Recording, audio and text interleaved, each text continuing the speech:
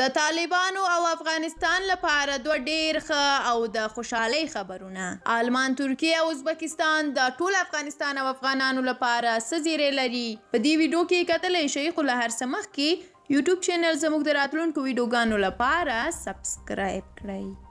د راپورونو له مخې د ترکیې ولسمشر رجب طیب اردوغان د آلمان له لومړي وزیر انګلا میرکل سره پر افغان کډوالو او د افغانستان پر وضعیت خبرې کړې دي. میرکل ویلي دي چې دمګړی سلګونه افغان کډوال د قاچاق وړونکو د دسیسو ښکار شوي او په لاره کې قرباني شوي دي.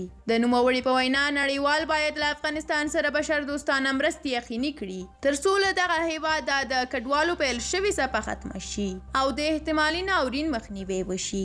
میرکل دغه راز ویلي دي چې له ترکیې سره به هم مرسته کوي تر څو د کډوالو د ورتګ مخنیوی وکړي.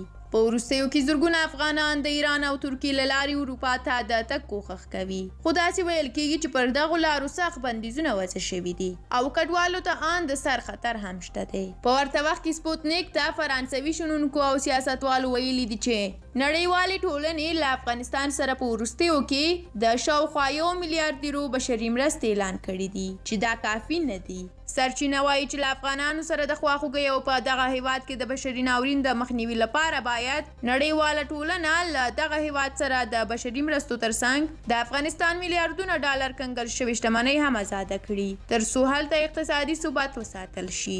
سرچینه کاږي افغانستان په سخت وضعیت کې دی، بشري مرستو ته اړتیا لري، سوداګر د خپلو کارونو پیلولو ته اړ دي او د دې هر څه لپاره د کنګل شوې شتمنۍ آزادول مهم دي. له تاسو ډیره زیاته مننه چې دا ویډیو مو تر پایه ولیده.